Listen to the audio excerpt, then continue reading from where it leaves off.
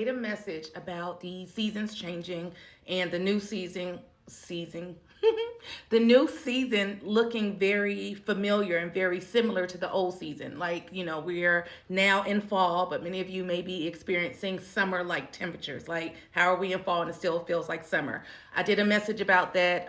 Go back and listen to it if you have not. What I just heard in the spirit, what just dropped in my spirit is ready, set, fall.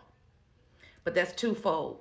So the ready, set, fall kind of piggybacks off my last message, meaning get ready for it, like it's time to go. If you think about ready, set, go, like you're starting your race, you're pursuing, you're moving forward. Thank you, Holy Spirit.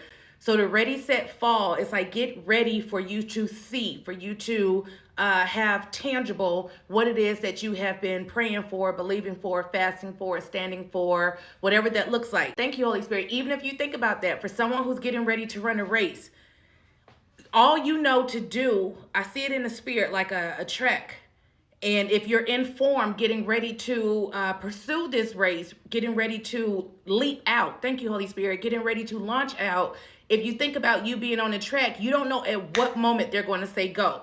You hear the ready, set, like go could happen at any minute. So for many of you, I see in the spirit at any moment, at any second, that fall is going to happen, that shift is going to happen, that transition is going to happen, that turnaround, thank you, Holy Spirit, is going to happen. But here's the second part of that message. The ready, set, fall is also at any moment things are going to fall.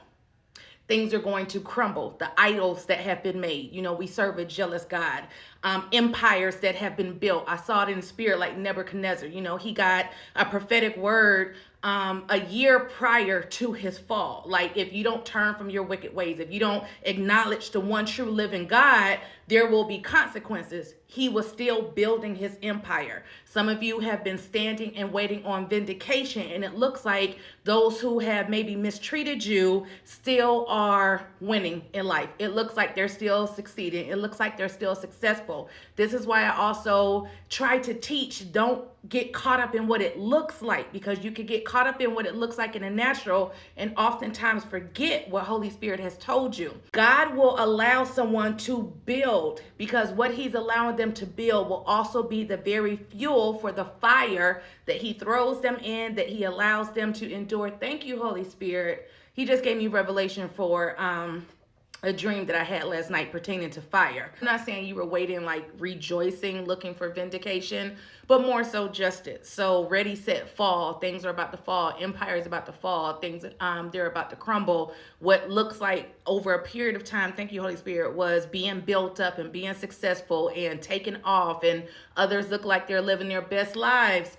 God was allowing this to build up. For one, he was also doing it, like I said, for fuel for the fire that they're going to be thrown in. But also, and that fire will be a refining fire. Thank you, Holy Spirit. It's not, don't look at this like, oh, God's about to take them out. No, they're going to be thrown in the fire, but he's going to use this fire because God is sovereign. He's going to use this fire as their refining fire as well. This was also to test your heart and to make sure, your heart was right.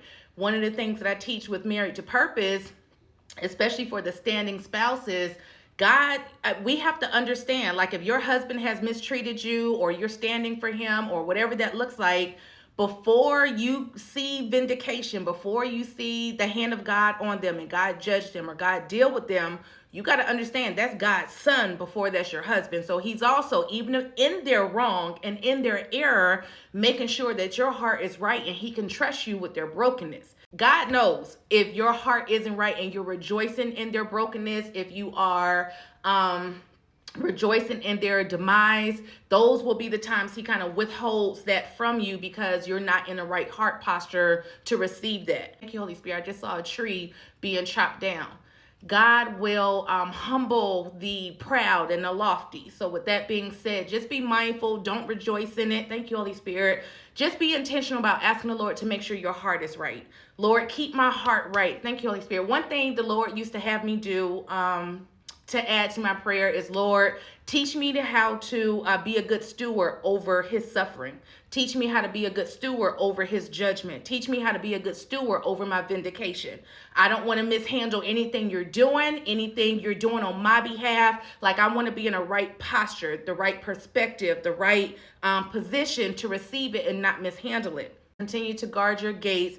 But get ready. With this being fall, that can be at any moment now. Ready, set, fall.